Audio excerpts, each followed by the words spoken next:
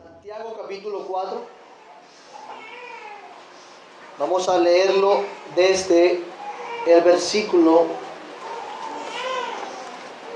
7 al 10.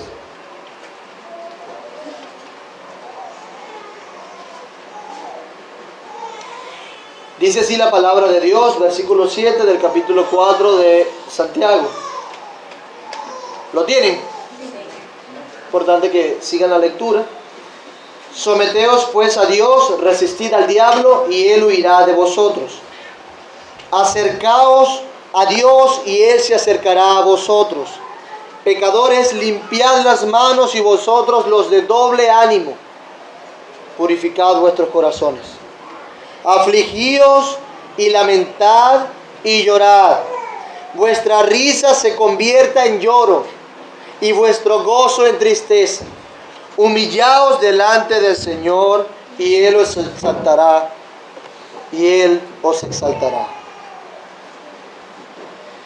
La tendencia del hombre en general es a considerar sus faltas, sus fallas en relación con los demás. Nosotros tenemos más conciencia de lo que hacemos contra otro cuando nos expresa ese otro la queja. Las cosas que hacemos las vemos en su mayor parte en relación con los demás. ¿Qué piensan los demás? ¿Cómo afecta lo que voy a hacer o decir a los demás? Pero también esto pasa con el mundo en general. El hombre se apercibe más de las cosas que hace, que afectan a los demás. Por eso algunos no ven como pecado cosas que no afectan al otro. Si no le hace mal a nadie, todo está bien, no hay problema. Si mi estilo de vida no afecta lo que el otro hace, lo que el otro es, no hay ningún problema con eso. Algunos lo ven así. Sin embargo, el énfasis de la Biblia es otro. Lo que hacemos y lo que somos delante de Dios. Ese es el énfasis de la Biblia. Lo que hacemos y lo que somos delante de Dios. El Salmo 51:4 dice el salmista: contra ti solo he pecado y he hecho lo malo delante de tus ojos, para que seas reconocido justo en tu palabra y tenido por puro en tu juicio. El pecado de David fue un pecado hecho en contra de otros, pero la conciencia de David estaba clara en el hecho de que principalmente él había pecado ¿contra quién? Contra Dios. Y esa es también la idea que refleja la parábola del hijo pródigo. Hermanos, en nuestro tiempo no se cultiva la sensibilidad espiritual delante de Dios. Vivimos más bien para los ojos de los demás que para los ojos de Dios. Eso nos pasa. Y este capítulo 4 menciona pecados ciertamente relacionales, es verdad. Por eso de esas guerras y de esos pleitos que menciona el inicio del capítulo. Menciona también la relación que tenemos con el mundo, las cosas que hacemos, los patrones de conducta, los estilos de vida. La filosofía mundana que el hombre abraza pueden ser vistas en una dimensión meramente horizontal. Ya yo lo he mencionado. Estos pecados son primordialmente contra Dios. No solo tienen una dimensión horizontal. No solamente tienen que ver con mi prójimo. De modo que la sensibilidad espiritual que Santiago está procurando lograr en los corazones de sus lectores y que el Espíritu Santo quiere traer hoy a través de la predicación es que nosotros seamos sensibles a causa de nuestros pecados delante de la presencia de Dios. Hermanos, que seamos sensibles de nuestros pecados delante de la presencia de Dios. Habíamos mencionado cómo Dios es un Dios celoso, que Él nos amó y ama en Cristo, que Él nos cela con un celo santo. Por eso no debemos limitar nuestros pecados como si fuera algo que se queda aquí en el plano horizontal. Es algo que asciende a los cielos. Nuestro pecado tiene que ver con Dios. Tiene que ver con Dios. Y con este énfasis es que Santiago va a seguir dirigiéndose a nuestro corazón en esta porción. Con este énfasis es que Santiago va a seguir dirigiéndose a nuestros corazones en esta porción. Las semanas pasadas veíamos cómo este contexto general trata de la actitud necesaria para una reconciliación con Dios. La actitud necesaria para una reconciliación con Dios, habiendo nosotros sido infieles por causa del mundo. La reconciliación con Dios, decíamos, demanda una actitud adecuada. La actitud de nosotros saber que necesitamos y que dependemos de Él. La actitud necesaria de saber que Él da mayor gracia, que sin su gracia no podemos prosperar. De manera que debemos tener, o debe haber un corazón humilde. ¿Recuerdan? Un corazón humilde. Debe haber un sometimiento a la voluntad de Dios. Y luego comenzamos a ver los pasos necesarios para volver a Dios. Para ese regreso a nuestro Dios que nos ama. En el versículo 7 vimos algunos de estos pasos. Y decíamos que uno de esos pasos era someternos a Dios. Pero el segundo paso era resistir. ¿A quién? A Dios. No, al diablo. Resistir al diablo y Él huirá de nosotros. Ahora vamos a ver una serie de mandamientos que nos presenta Santiago aquí. Son 10 para ser exactos. 10 imperativos que están desde el versículo 8 al versículo 10. Y volvemos a leer del 8 al 10. Acompáñenme en la lectura, por favor. Acercaos a Dios y Él se acercará a vosotros. Pecadores, limpiad las manos, y vosotros los de doble ánimo purificad vuestros corazones. Afligíos y lamentad y llorad. Vuestra risa se convierte en lloro y vuestro gozo en tristeza. Humillaos delante de Dios y Él os exaltará. Lo primero que nos encontramos en este pasaje es acercaos a Dios, acercaos a Dios. Es un llamado, hay un llamado a tener un acercamiento a Dios. A la luz del pecado, a la luz de la actitud necesaria para arrepentirnos y volvernos a Dios, nos dice acercaos a Dios. Es un llamado a un acercamiento a Dios. Y este es el próximo paso, acercarnos a Dios. Un acercamiento a Dios. Acercaos a Dios, dice el versículo 8, y Él se acercará a vosotros. De antemano vemos que este acercaos presupone que la mundanalidad ya les había alejado de Dios. Si le dice acérquense, ¿es por qué? Estaban lejos. Por eso les exhorta a acercarse. Estaban alejados en sus propios corazones. Es como el caso de estas parejas donde empieza a surgir una tensión entre ellos y se sienten distanciados. No, pero es que tú estás distante. ¿Por qué? Porque hay una tensión entre ellos. Pues aquí Dios está planteando que la mundanalidad es algo que aleja nuestro corazón de Él. Aparta nuestro corazón de Dios, la mundanalidad. Y el llamado de Dios es a que se acerquen a Él. Y Él se acercará a vosotros. Y de una vez pregunto, mi amado hermano, ¿qué quieres hacer con tu vida? Mi amado amigo, ¿qué quieres hacer tú con tu vida? ¿Qué quieres lograr? ¿Qué anhelas? ¿Anhelas acercarte a Dios lo más que puedas? ¿Estar cerca de Dios? ¿O estás actuando como los enemigos de Dios? Que buscan más bien es mantener distancia, no de lejito. De vez en cuando me acerco a Dios. Como cristianos, ¿estamos cultivando un acercamiento a Dios o nos sentimos más cómodos y tranquilos tratando a Dios de lejito? Porque quizás si estamos demasiado cerca de Dios nos afecta. Su santidad nos afecta, sus convicciones nos afectan, sus principios nos afectan. Iluminan la maldad de nuestros corazones y nos sentimos mal, no podemos satisfacer nuestras pasiones. ¿Es eso lo que está pasando? Mi amado hermano, este es un llamado a volvernos a Él, a Dios, de todo corazón. Este no es un volver dudoso, titubeante. No es así. Es el volver de alguien que sabe que su único refugio, su única esperanza está en Dios.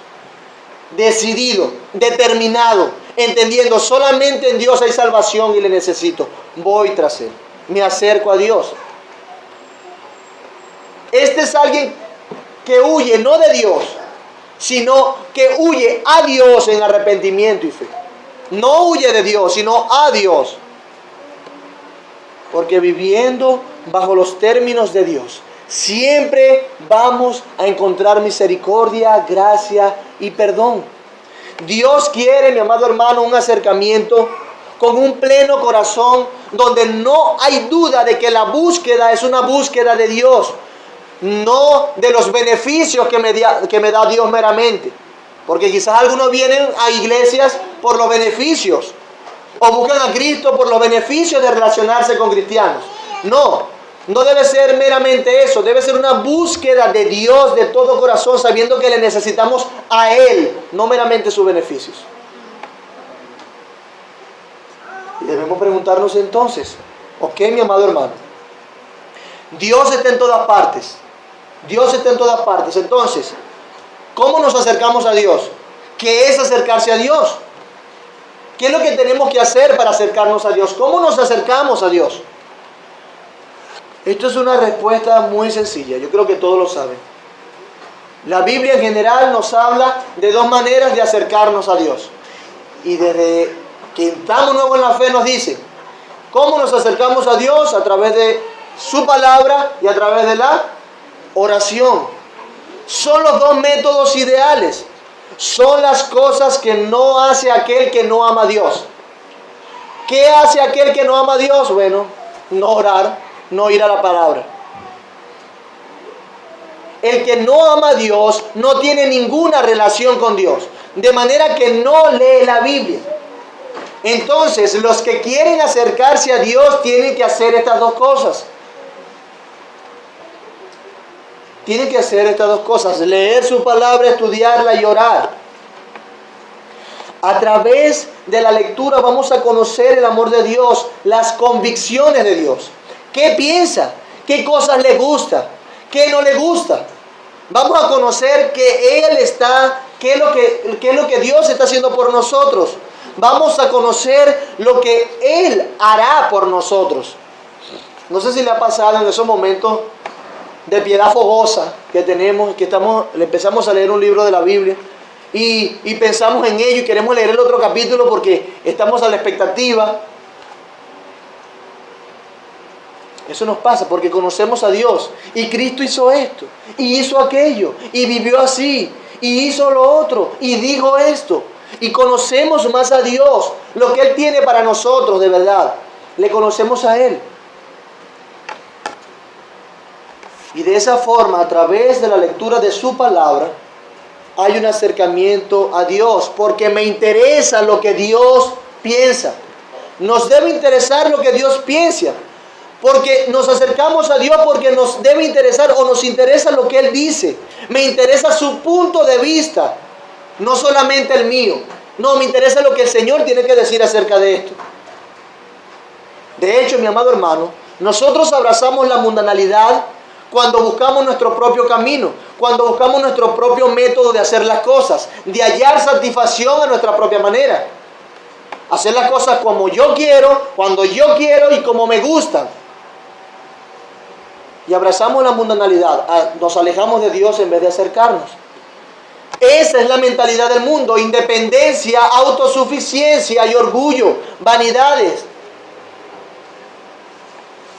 De modo que cuando el cristiano es arrastrado por la mundanalidad, busca esas cosas, lo que él quiere y lo que él desea nada más. Acercarnos a Dios demanda tener interés en Él, en saber qué piensa Él para poder agradarle. Estoy estudiando, debo tomar una decisión, voy a las Escrituras, oro, pido consejo. Señor, ¿qué tú piensas? ¿Qué quieres que haga?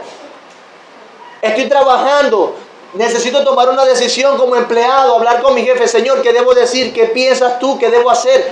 ¿Cuál es tu voluntad? Ayúdame. Estoy por hacer un negocio, por tomar una decisión con respecto a un negocio, a una inversión. Señor, ¿qué debo hacer? Es tu voluntad. ¿Cómo hago? Yo quiero sujetarme a ti, no quiero perecer en mis propios pecados. Una decisión familiar, entre otras muchas cosas. Acercarnos a Dios demanda tener interés en saber qué piensa Él para poder agradarle. Entonces nos acercamos a Dios a través de la palabra de Dios. Por eso debemos estudiar constantemente la palabra de Dios. Pero también está la oración. Dice alguien, porque la oración es el deseo del alma de ir a Dios. Es el deseo del alma de ir a Dios. Tengo que ir a mi Señor. Me acerco a Dios en oración. Él me habla a través de su palabra y yo le hablo a Él. Podemos tener una conversación con Dios. Y eso es una relación con Dios. Una comunión con Dios. Real, viva, día a día. Tenemos algo en común con Dios. Comunión. Que queremos su gloria así como Él la quiere. Y nos acercamos en oración. Día a día con Dios.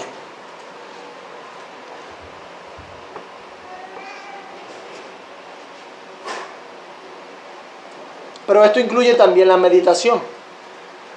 ¿Qué es la meditación? Ya me estás hablando ya de metafísica y cosas raras, de yoga. No. Vamos a salvar un poco este término. Meditación, reflexionar. Es como un término medio entre la palabra y la oración. Es un punto en el medio. Leer la palabra nos pone a pensar. Y el pensar en la palabra de Dios nos lleva ¿a quién? A Dios. La meditación se ha perdido, pues no hay tiempo para Dios. Ese tiempo de pensar y reflexionar y hacernos preguntas acerca de ese pasaje. ¿Cómo lo aplicamos? ¿Qué hacemos? ¿Cómo mi hermano le está yendo a la luz de esto? ¿Cómo le está yendo mi matrimonio a la luz de esto? Y meditamos.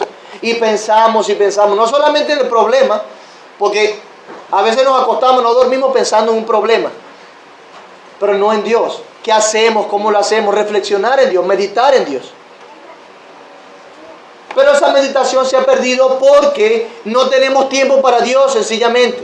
Como no tenemos tiempo para leer la palabra, tampoco tenemos tiempo para meditar. Y como no hay tiempo para Dios, entonces terminamos acercándonos a Dios. No, alejándonos de Dios. En contraste con lo que nos dice este pasaje. Sencillo. ¿Cómo sucede que una persona puede alejarse de sus seres más queridos sin darse cuenta? ¿No les ha pasado? Bueno, sencillamente comienza no teniendo tiempo para reunirse con sus familiares, con su esposa, con su esposo, ni con sus hijos u otros familiares. No hay tiempo porque hay que hacer tantas cosas. La gente está tan full. Tantas cosas que son necesarias. Que se empieza a descuidar a estas personas a las que amamos mucho. Pues así pasa con Dios. Empezamos a perder de vista tanto a Dios que nos alejamos de Él. Sin darnos cuenta ya estamos muy lejos. Nos hemos alejado de Dios. O a mí solo me ha pasado. Solamente soy yo culpable de eso. Hermano, nos alejamos, nos descuidamos. Sí, yo amo a Dios 5 veces al día, pero tantas cosas que hacer y descuidamos esa lectura, ese acercamiento a Dios, esa meditación, ese acercamiento a Dios, esa oración, ese acercamiento a Dios. Por eso el salmista dijo: bienaventurado el que tú escogieres y atrajeres a ti para que habite en tus atrios. Seremos saciados del bien de tu casa, de tu santo templo. Hermanos, ¿cuál es el mejor lugar para estar? Para que estemos. ¿No es en la presencia de Dios? Por eso dice el salmista: bienaventurado el que tú escogieres y atrajeres a ti, para que habite en tu presencia, en tus atrios. Y hay algo hermoso, porque el Señor no es un Dios de lejos, sino es un Dios de cerca. Deuteronomio 4:7. ¿Por qué? ¿Qué nación grande hay que tenga dioses tan cercanos a ellos como lo está Jehová nuestro Dios en todo cuanto le pedimos? ¿Qué nación tiene un Dios tan cerca como el de nosotros?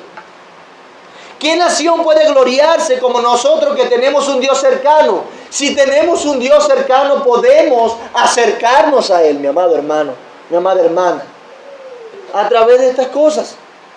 Por eso es que Hebreos 4:16 dice: acerquémonos pues confiadamente ante el trono de la gracia. ¿Para qué? Para alcanzar misericordia y hallar gracia para el oportuno socorro. Acerquémonos, también nos dice el autor de Hebreos. También nos dice: acerquémonos a Dios. Pero no nos dice: ya va, acércate después de unos 2 años de meditación y reflexión. Después de 2 años donde tú digas: bueno, ya tengo ánimo, ya tengo fuerza, ya me siento bien para hablar. No, mi amado hermano, no es cuando tú o cuando tus pasiones te incitan a hacerlo. Es lo que necesitamos. Necesitamos hallar misericordia. Por eso es ahora que debes acercarte al Señor. No después de tanto tiempo, pues serás endurecido en tus pecados, cauterizado, frío, insensible. Es ahora acercarte al Señor. Necesitamos hallar misericordia, hallar gracia para luchar contra nuestros pecados y para hallar perdón. Pero ¿en dónde lo encontramos? En el trono de la gracia. Por eso acerquémonos confiadamente ante el trono de la gracia, para hallar esa misericordia. Entonces Dios nos invita a acercarnos para hallar misericordia y gracia. ¿Necesitas de misericordia, mi amado hermano, mi amado amigo? ¿Necesitas de la gracia de Dios? Acércate a Él. Acércate a Él. ¿Cómo? Lee las Escrituras. Ora al Señor. Medita, reflexiona en su palabra. En vez del problema, en vez de que el CNE haya llamado, a los empleados del CNE hayan llamado a no votar, en vez de darle tanta vuelta a eso, medita en tu Señor. Acércate a Él. Medita en lo que realmente es importante.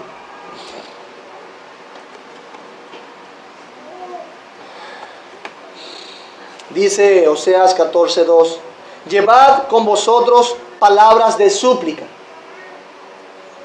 y volved a Jehová. Y volved a Jehová con palabras de súplica y decirle, dice Oseas: quita toda iniquidad y acepta el bien, y te ofreceremos la ofrenda de nuestros labios. Dile eso al Señor. Hermanos, a Él es que tenemos que pedir que nos sane, que cure nuestras almas. Él quiere que volvamos a Él. Por eso nos dice cómo hacerlo en este pasaje.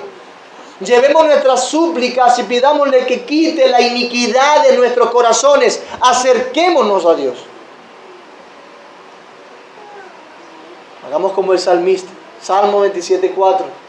Una cosa he demandado a Jehová, esta buscaré: que esté yo en la casa de Jehová todos los días de mi vida, para contemplar la hermosura de Jehová y para inquirir en su templo.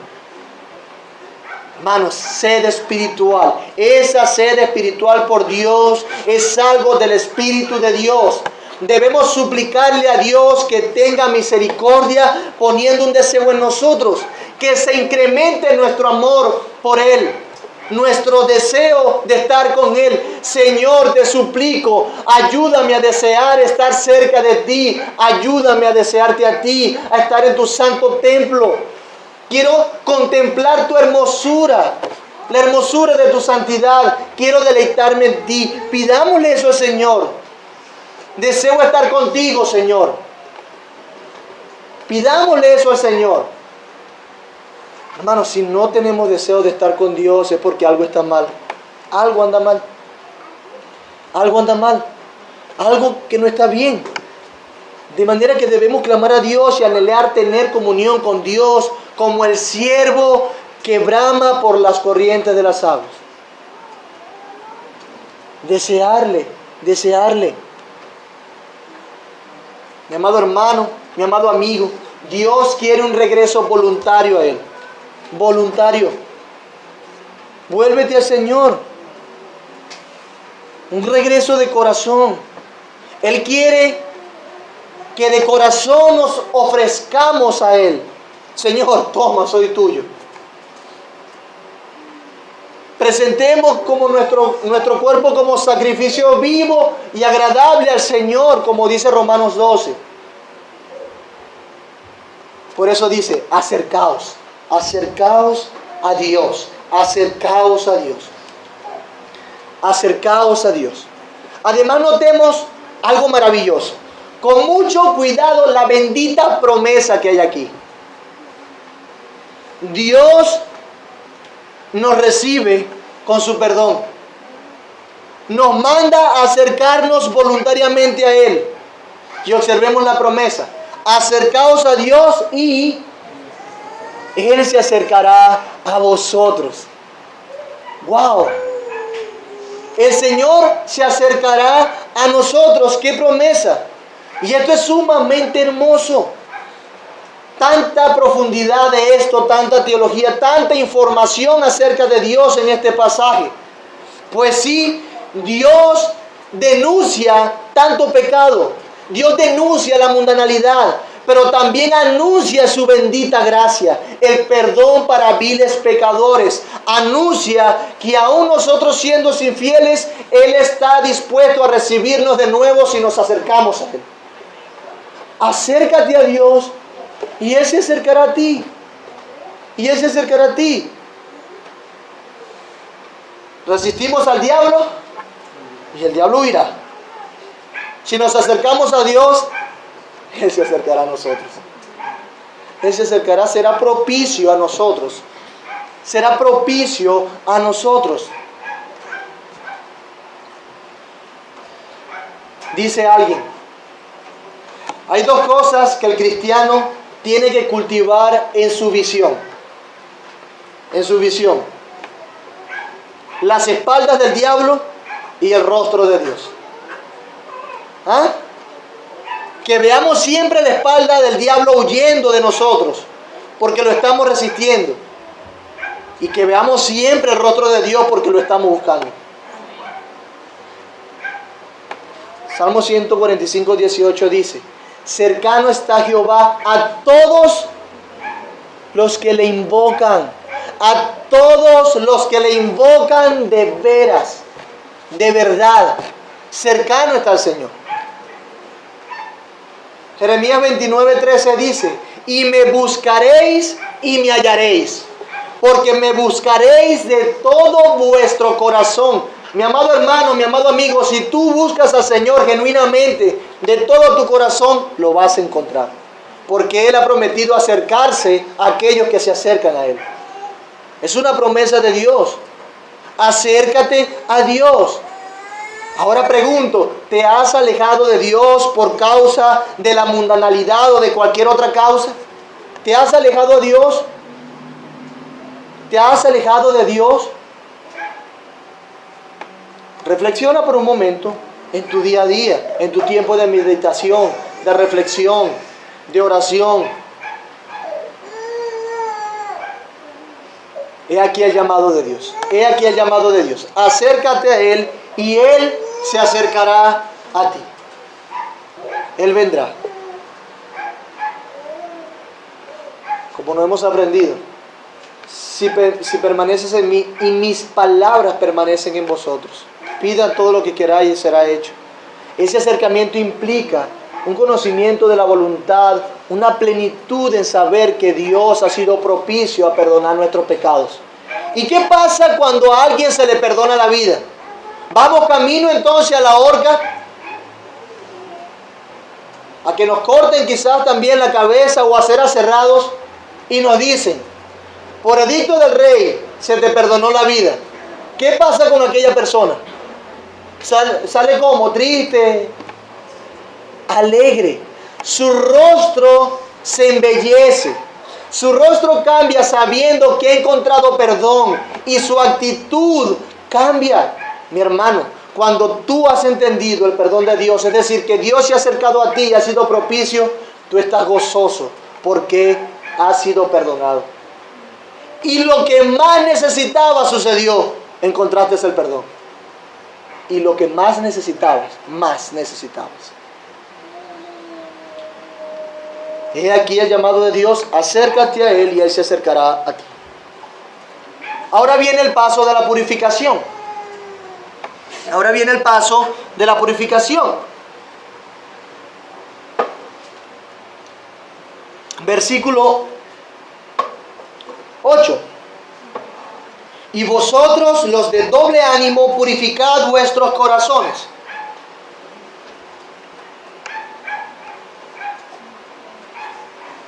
Pecadores, limpiad las manos. Y vosotros, los de doble ánimo, purificad vuestros corazones. Tanto lo anterior como ahora, creo que Santiago tomó estos mandatos del lenguaje del Antiguo Testamento acerca de los rituales de lavamiento.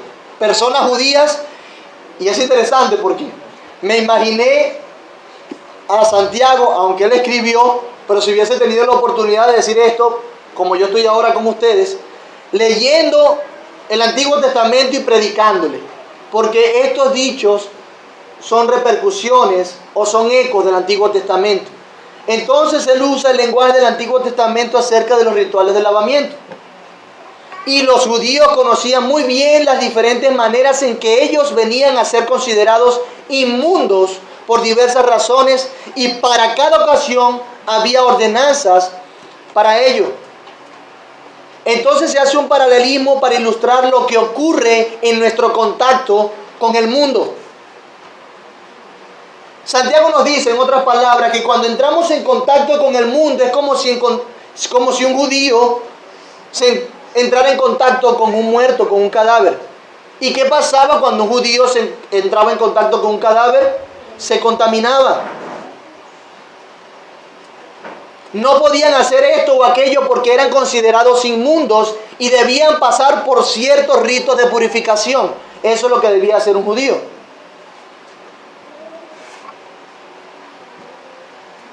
Nosotros a cada rato nos encontramos con el muerto, con el mundo caído. Nuestro transitar por el mundo nos ensuciará, nos hará inmundos en algún momento. ¿Y sabe qué? Necesitamos purificación. Y en el capítulo 1 Santiago ya había hecho mención a eso cuando dijo, el versículo 27 del capítulo 1, la religión pura y sin mácula delante de Dios el Padre es esta: visitar a los huérfanos y a las viudas en sus tribulaciones y guardarse sin mancha del mundo. Guardarse sin mancha del mundo es la verdadera religión. ¿En qué consiste la verdadera religión? En guardarse sin mancha del mundo. Cuando Santiago hace este resumen, o hace un resumen, una de las cosas importantes es guardarnos sin mancha del mundo, sin caer en su influencia. Pero nosotros debemos admitir algo, y yo creo que todos ustedes están de acuerdo conmigo en esto, que es imposible pasar por este mundo sin ser afectado por sus sociedades. Pensar pasar de manera impecable por este mundo es algo utópico. Es imposible. Debemos ser realistas. Pero mi amado hermano, ¿cuál es la expectativa? ¿Cuál es nuestro objetivo? No mancharnos ni ensuciarnos con este mundo. ¿Es imposible? Sí. Pero ¿cuál es nuestro norte? Guardarnos sin mancha del mundo, sin ensuciarnos.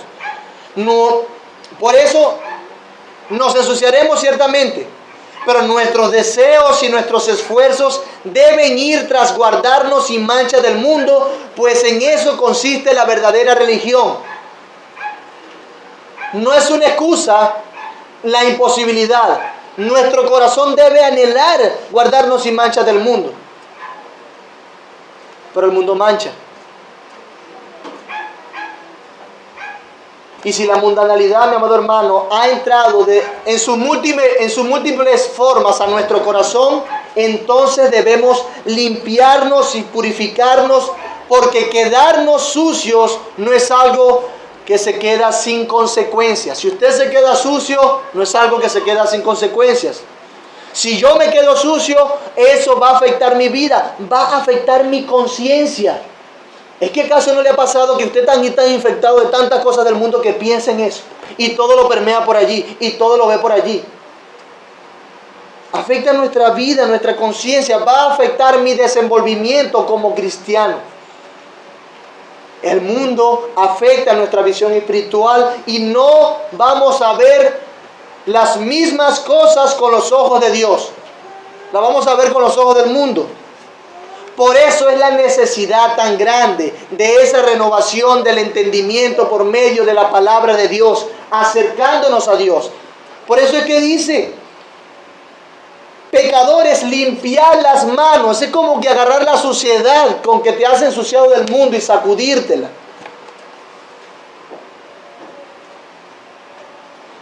Estamos tentados e inclinados a ser naturalmente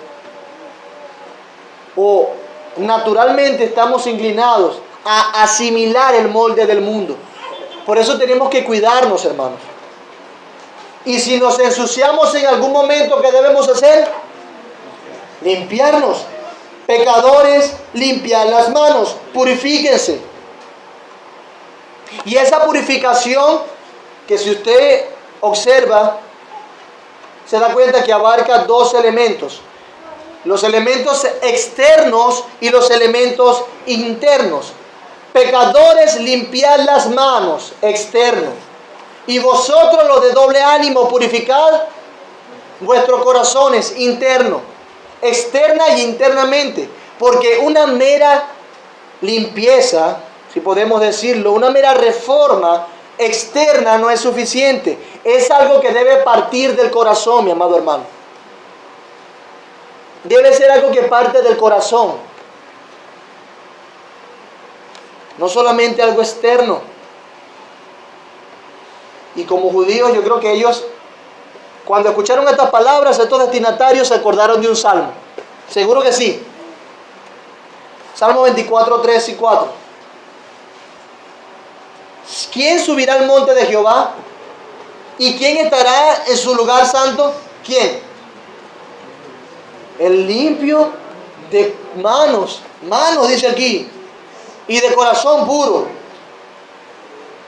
Purificado vuestros corazones, dice aquí. El que no ha elevado su alma a cosas vanas. ¿Y las cosas vanas son de qué? ¿De Dios o del mundo? Ni jurado engaño. ¿El engaño es de qué? ¿De Dios o del mundo? Es necesaria la pureza espiritual. Es necesaria esa limpieza continua. Limpiar vuestras manos. Purificad vuestros corazones. Acércate a Dios. Satúrate de Dios. De la lectura de la palabra, de la oración. Y eso purificará tu corazón. Segunda de Corintios 7:1 dice: así que, amados, puesto que tenemos tales promesas, limpiémonos de toda contaminación y carne y de espíritu, perfeccionando la santidad en el temor de Dios. Puesto que tenemos tales promesas, se lo deben aprender para el próximo culto de oración.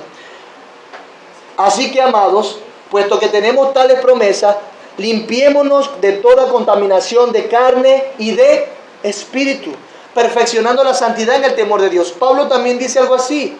Es que el mundo nos ensucia, mi hermano, debemos admitirlo. Tenemos que estar continuamente limpiándonos para que los actos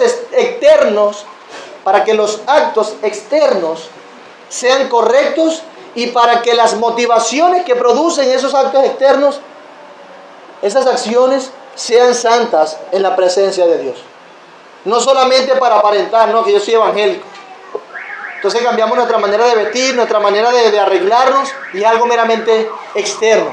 Es una reforma moral, pero cuando vienen espíritus y ven esa casa limpiecita, el postrer estado de aquel día llega a ser peor. Por eso que dice, se apartó y ahora ¿cómo está?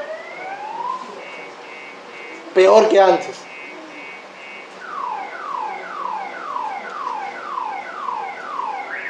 Hermanos, si abrazamos el mundo, los criterios del mundo, vamos a terminar haciendo las obras mundanas y vamos a tener expectativas mundanas acerca de aquello. Vamos a empezar a albergar motivaciones incorrectas cuando estamos enfocados solamente en el mundo y como el mundo da placer, satisfacción y estabilidad. Y al estar permeados de eso, ¿sabe qué? Nuestros motivos van a ir en función de eso y no lo que dice la palabra de Dios. Nuestro corazón se va a afectar y si nuestro corazón está mal, todo lo que brota de allí estará mal. Hay una enseñanza bíblica acerca de la purificación y debemos asumirla. Algo que nosotros tenemos que hacer. Es por eso que Jesús dice, si algo te hace pecar, ¿qué? Córtalo. Si un miembro te hace pecar, ¿qué haces? Córtalo. Es algo que tenemos que hacer. Por eso nos manda a limpiarnos las manos, a purificar el corazón. Hay algo que tenemos que hacer, mi amado hermano. No solamente esperar la chequina de Dios que llegue en un momento a tu vida, sentado en tu casa, arrinconado, o qué sé yo, o en el banco de la iglesia, o donde sea que estés. Debes hacer algo. Y todo aquel que tiene esta esperanza, ¿qué hace? Se purifica a sí mismo, así como Él es puro. Primero de Juan 3:3. Vamos a ser como Cristo, mi amado hermano, si nos purificamos. Y plenamente vamos a ser como Cristo en su venida. En el transcurso, si yo tengo esa esperanza, eso me va a llevar a mantenerme puro, a guardarme, a limpiarme. Un proceso de purificación y limpieza.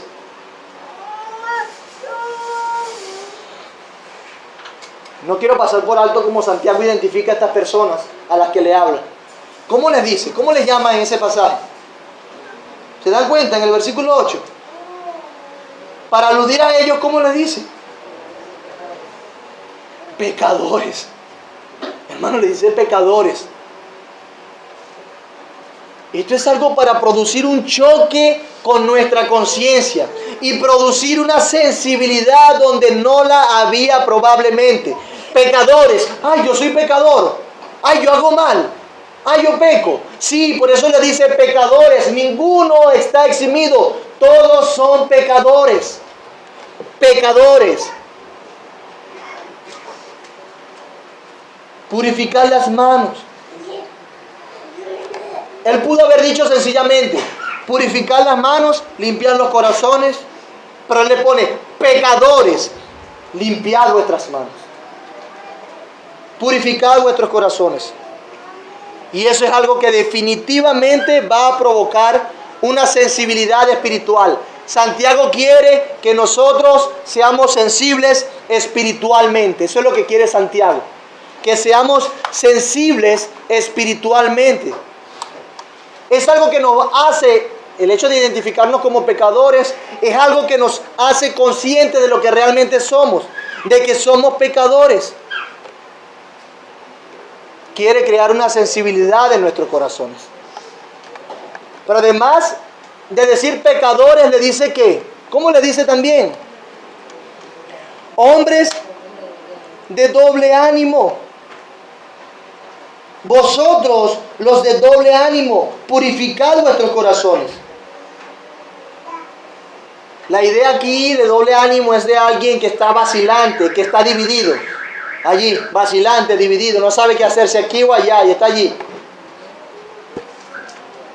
Estos hermanos con sus corazones así estaban divididos. Ellos querían identificarse con el mundo y al mismo tiempo identificarse con Dios. Yo quiero ser pana de los dos, no pasa nada. Pero hemos aprendido que no, ¿verdad? El que se hace amigo del mundo se constituye enemigo de Dios. Hombre de doble ánimo. No puede vivir de esa manera. No puede vivir conforme a esa inestabilidad, esa vacilación de carácter. En el mismo capítulo 1 Santiago nos dice que son como las olas del mar, llevadas por cualquier viento a donde sea. No saben qué hacer, no son constantes, no tienen metas. Quieren estar con el mundo, quieren disfrutar de los placeres mundanos, pero quieren todavía identificarse como cristianos, morales. Bueno, voy para el cielo igual, porque no es que no es malo. Dime si es malo. ¿Es malo acaso eso? Esa es la frase. Pero ¿tú qué eres, mi amado hermano? ¿Tú qué eres? Porque no puedes servir a dos señores. Dios abomina ese tipo de ambivalencia, no la quiere. por eso en el capítulo 1 de Santiago les dice, no espere recibir nada del Señor. No espere recibir nada del Señor. Y el doble ánimo se contrasta con un hombre de fe que pide las cosas sabiendo que Dios es capaz de darlas. Como lo dice el capítulo 1. Doble ánimo. Dios abomina ese tipo de ambivalencia. Primera de Reyes 18:21. Y acercándose Elías a todo el pueblo, dijo: ¿hasta cuándo claudicaréis vosotros entre dos pensamientos? Si Jehová es Dios, seguidle, y si Baal, id en pos de él. Y el pueblo no respondió palabra. Lo que le estaba diciendo Elías era: tomen una decisión. No pueden estar siguiendo a los dioses al mismo tiempo. Si Jehová es Dios, sígale. Pero si es el mundo es Dios, sigue entonces el mundo. Pero no quiera servir al mundo y servir a Dios al mismo tiempo. No se puede. Dios no acepta este tipo de ambivalencia. Es indispensable que tengamos un propósito de corazón, de tener motivaciones puras en el corazón, de seguir solamente al Señor, no vacilando, no coqueteando con el mundo. Dios no le agrada ese tipo de ambivalencia. ¿Cómo les identifica? Ustedes de doble ánimo, purificad vuestros corazones. Purifíquenlos, saquen eso y sigan solamente a quien deben seguir. Pero hay otro paso, y ese paso es importante, pues es el paso de arrepentimiento. Santiago 4:9. Afligíos y lamentad y llorad. ¿Sí se fijan eso? Afligidos y lamentad y llorad. Vuestra risa se convierte en lloro y vuestro gozo en tristeza. Qué mandamiento tan rudo, ¿verdad? Tan gris. Dios nos manda aquí a afligirnos, a lamentar, a llorar. Santiago nos está diciendo algo importante acerca de nuestra actitud hacia los pecados que hemos cometido, hacia la infidelidad que hemos cometido. Dios nos está diciendo algo importante acerca de nuestro adulterio espiritual. Él nos está diciendo algo importante. Santiago nos está diciendo aquí que la risa y el gozo no tienen lugar en la vida cristiana. No está diciendo eso. Por eso es que Proverbios 17:22 dice: el corazón alegre constituye buen remedio, mas el espíritu triste seca los huesos. Él no está diciendo que la risa y el gozo no tienen parte en la vida cristiana. Él no está diciendo eso. El versículo no es un llamado a vivir una vida miserable. Tampoco está diciendo eso. Y debo aclarar esto porque debemos admitir que el hombre ha llevado las cosas a otro extremo. El hombre solo quiere alegría, se ha perdido la seriedad en las cosas verdaderamente trascendentes. Solamente quieren un bochinche, lo superficial. Lo que es superficial se trata con seriedad, mientras lo que es serio, lo que es importante se trata con superficialidad. ¿O no es así? Eso es lo que el mundo promueve. Hermanos, las cosas de Dios tienen que ser tratadas con profunda seriedad. Y más cuando se trata de nuestro pecado contra Él. Cuando abrazamos el espíritu de la época, perdemos la seriedad con que debemos tratar el pecado. El pecado es algo serio. No hay mentiritas blancas. No hay cosas sencillas. Es adulterio contra Dios. Es infidelidad. Es infidelidad. Hoy la gente, los necios, los sin entendimiento, lo que hacen es reírse de las necedades. Se han cambiado las cosas increíblemente. Todo es superficial. Hermanos, nosotros no deberíamos ser superficiales como para estar riéndonos cuando deberíamos estar llorando. Hermanos, no debemos ser superficiales como para estar riendo cuando deberíamos estar llorando. El gozo que Santiago nos pide a abandonar, porque nos pide abandonar un gozo aquí. es el gozo pasajero, el gozo superficial. Un gozo producido por la indulgencia en el pecado. Apártate de esa alegría, de ese gozo indulgente por el pecado. Y yo pregunto, mi amado hermano, ¿cuándo fue la última vez que tú lloraste por tu pecado ante Dios? ¿Cuándo fue la última vez que estuviste sensible a tu propia maldad y respondiste con humildad? ¿Cuándo fue la última vez que estuviste sensible a tu maldad por haber ofendido a Dios, por los pensamientos que tuviste en el día, por la identificación con el mundo? ¿Cuándo fue que lloraste por eso? ¿Cuándo fue la última vez? ¿Cuándo fue la última vez que te asombraste por encontrar tanto pecado y maldad en tu propio corazón? ¿Cuándo? Dice alguien, el verdadero gozo le preceden las lágrimas del arrepentimiento. Al verdadero gozo le preceden las lágrimas del arrepentimiento. Sí, la Biblia enseña que hay una tristeza según Dios, según 2 de Corintios 7:10. Aquella tristeza de la que Cristo hacía referencia cuando dijo, bienaventurados los que lloran, porque ellos recibirán consolación. Bienaventurados los que lloran. Las lágrimas de las que habla Cristo aquí son aquellas que vienen como consecuencia de la sensibilidad del pecado en nuestras vidas.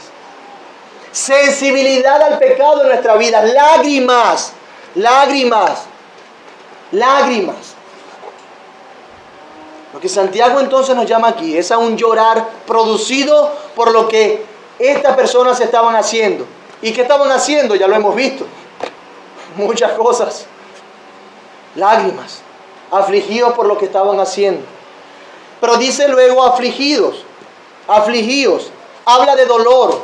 Es una palabra, este afligido, que se usa cuando hay duelo por la muerte. ¿Se te ha muerto un familiar? Seguramente que sí. ¿Has llorado por él? Seguramente que sí. ¿Has estado afligido, triste? Bueno, esa palabra se usa aquí para estar triste. Afligido por la maldad. Afligíos, lamentad, llorad, como si estuvieses de luto. He deshonrado a mi Señor. Afligíos. En la vida cristiana definitivamente debe haber lugares para estas palabras.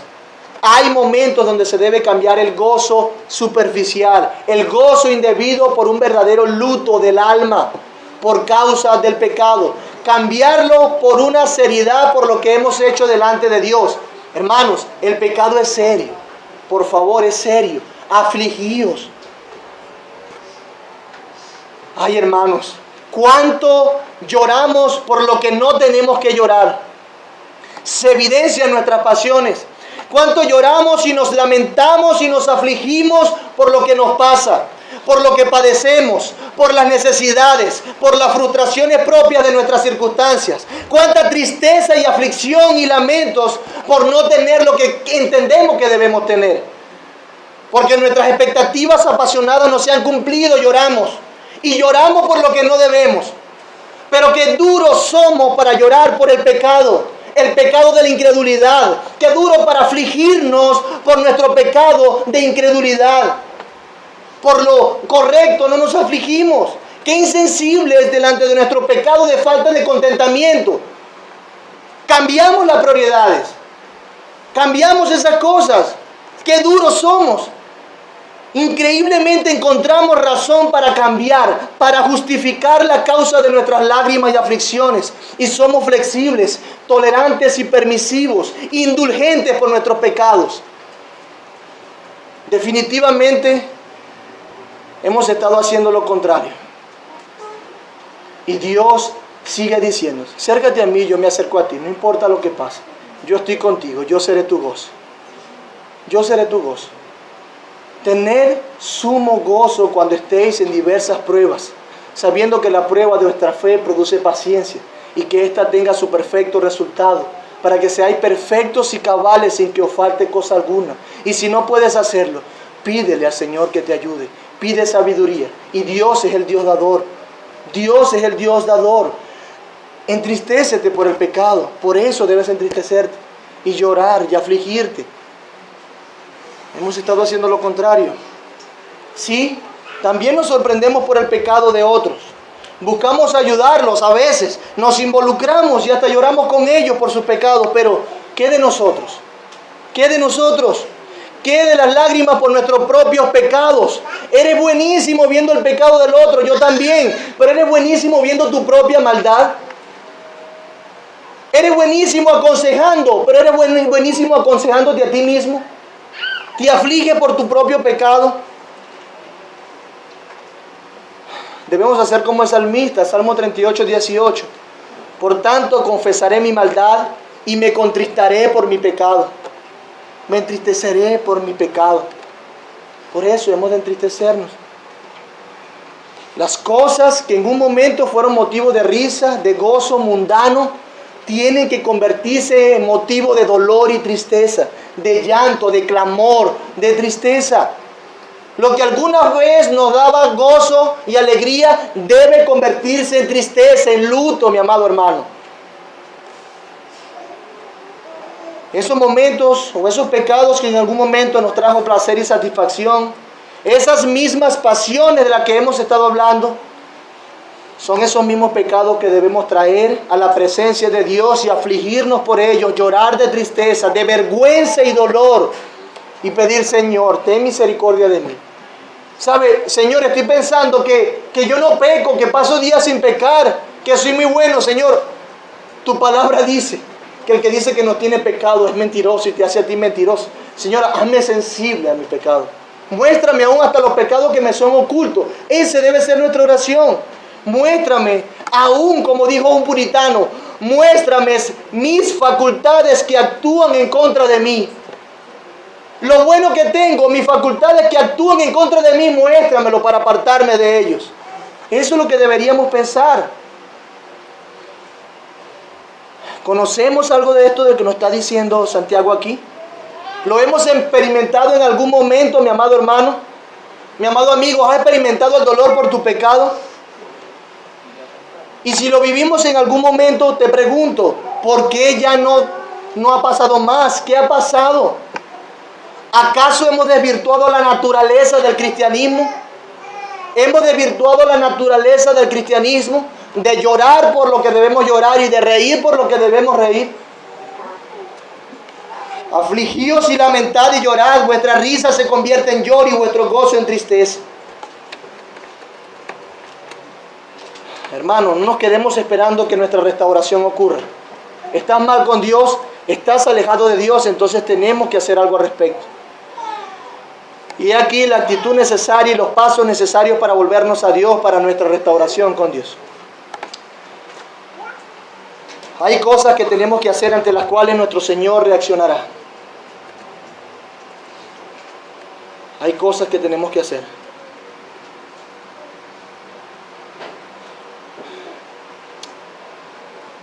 Humillaos delante del Señor y Él os exaltará, dice este pasaje. Si estás en un momento de deterioro espiritual, te ruego que despiertes, mi hermano. Sacúdete, ve al Señor, lamenta y llora tu pecado. Humíllate en la presencia de Dios. Humillaos delante del Señor y Él te exaltará. Ese es otro paso, humíllate delante de la presencia de Dios. Él resume todo aquello que ya había dicho en esto. Humíllate delante de la presencia de Dios. Humíllate. No te quedes allí más tiempo. Pero el volvernos al Señor no depende últimamente de nuestros esfuerzos. Tenemos que apoyarnos y recibir su gracia sustentadora. Nos exaltamos a nosotros mismos muchas veces, y yo creo que en general dependemos de nuestra sabiduría, ¿o no les pasa? De nuestras habilidades dependemos, de nuestro dinero, de nuestros recursos, de nuestro estatus dependemos. Cuando nosotros nos autoexaltamos, mi amado hermano, la humillación llegará en su momento, tarde o temprano. Y ay de aquel que Dios le humillare. Humillará en su momento. Dios le humillará en su momento. O nos humillamos nosotros mismos delante del Señor, yendo a sus pies, siendo humildes, haciendo como dijo ya anteriormente en los versículos anteriores. O nos humillamos nosotros mismos, o Él nos humillará. O Él nos humillará. Hermanos, no busques exaltarte tú mismo. No, yo no lloro mucho porque yo no peco tanto. No, yo estoy bien, yo estoy estable, no pasa nada, porque yo soy esto, yo soy lo otro, o porque yo ando caminado, porque yo no soy como aquel, o porque yo entiendo esto, o porque yo estudié esto, o porque qué sé yo. Hermano, no te exaltes tú mismo. Humíllate delante del Señor. Y humillarse delante del Señor, ¿sabe qué implica? Todo lo que ya hemos dicho en el contexto general de nuestro pasaje. Por eso es que retoma la idea del versículo 6, pero Él da mayor gracia, por esto dice, Dios resiste a los soberbios y da gracia a los humildes. Humíllate delante del Señor y Él los exaltará cuando fuera tiempo. Miren lo que dice Malaquías 3:7.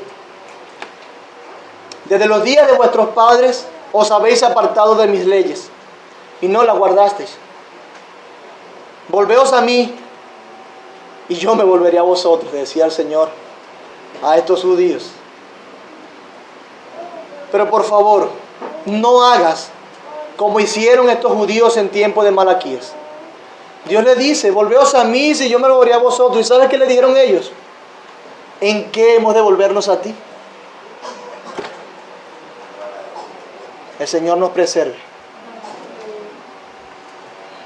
Señores, para nosotros una tristeza considerar que nos hemos endurecido y hemos cambiado los estándares del cristianismo al reírnos por lo que no debemos y entristecernos por lo que no debemos. Simplemente nuestros corazones han estado allí tiesos. Fácil para llorar por otras cosas y no por nuestro pecado. Por eso te ruego, sensibilízanos, Señor. Humíllanos, ayúdanos a humillarnos, porque deseamos una sola exaltación, la que tú puedes dar, y sobre todo aquella exaltación que vendrá cuando estemos en la presencia de Cristo Jesús. Esa es la que anhelamos. Ayúdanos a limpiar nuestros corazones, limpiarnos de nuestro pecado, de nuestra mundanalidad, a no adulterar contra ti. Ayúdanos a encontrar gracia, a acercarnos a ti, pues tú te acercarás a nosotros. Ayúdanos a volvernos a ti y tú te volverás a nosotros, Señor. Por favor, ayúdanos a no ser tan duros como este pueblo que preguntó en qué habrá de volverse a ti, cuando habían pecado profundamente. Señor, levántanos con tu gracia. Tú nos estás enseñando de tu gracia.